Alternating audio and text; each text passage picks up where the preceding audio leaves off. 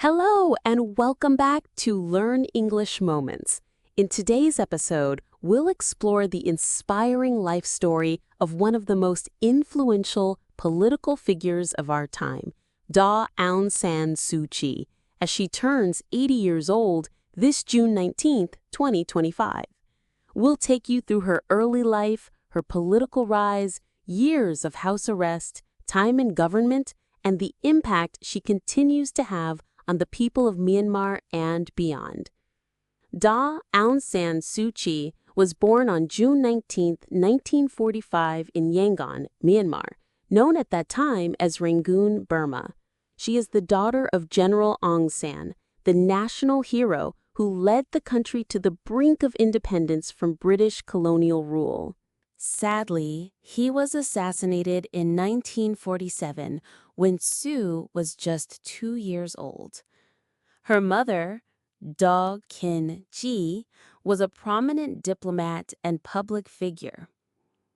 Daw Aung San Suu Kyi spent much of her early education abroad. She studied in New Delhi, India, during the time her mother served as Myanmar's ambassador there. Later, she attended St. Hugh's College at Oxford University in England, where she earned a degree in philosophy, politics, and economics, or PPE. It was at Oxford that she met her husband, Dr. Michael Aris, a British historian and Tibetan scholar. They had 2 sons and lived in the UK for many years. In 1988, Daw Aung San Suu Kyi returned to Myanmar to care for her ailing mother. This visit happened during a major political crisis. Thousands of students and civilians were protesting against the military dictatorship. The movement became known as the 8888 Uprising, referring to the date August 8, 1988. Although she had lived abroad for many years, she couldn't ignore the call of her country. With her father's legacy behind her and her own sense of justice, she stepped into the public spotlight.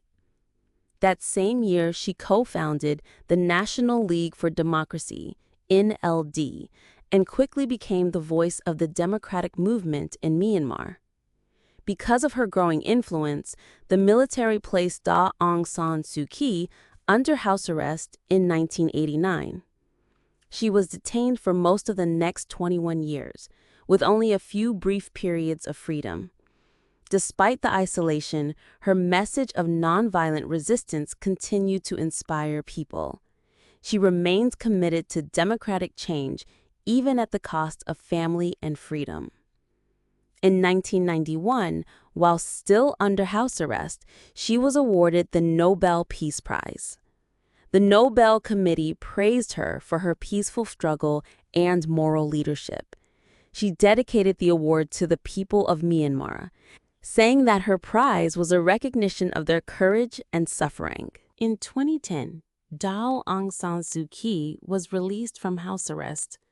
A year later, she rejoined the political process, and in 2015, the NLD won a landslide victory in the general election.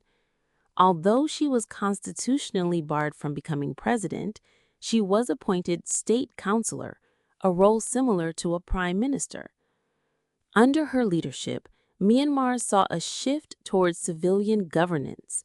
There were reforms in some areas, more international cooperation, and greater public freedom. However, her time in office was also filled with complex challenges, including international criticism related to the Rohingya crisis. Despite the controversies, she remained a central figure in Myanmar's politics and symbol of democratic hope for millions. On February 1, 2021, the military staged a coup d'etat, detaining Daw Aung San Suu Kyi and other senior NLD leaders. She was charged with multiple legal cases, which many international organizations criticized as politically motivated.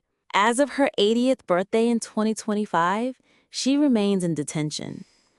Still, people across Myanmar and the world continue to respect her legacy. She represents endurance, nonviolence, and the continuing struggle for democracy. Her life story is not over, and her voice remains powerful, even in silence. Thank you so much for joining me on this journey through the life of Daw Aung San Suu Kyi. Her story is one of sacrifice, strength, and service. It reminds us that the fight for justice and freedom often comes with great personal cost. I hope you not only learned more about her life, but also picked up useful English phrases and expressions along the way. If you enjoyed this episode, please make sure to follow or subscribe to Learn English Moments on your favorite podcast app. Leave us a review, share this episode with a friend, and let us know which stories you'd like to hear next. And remember, every moment is a chance to learn English and understand the world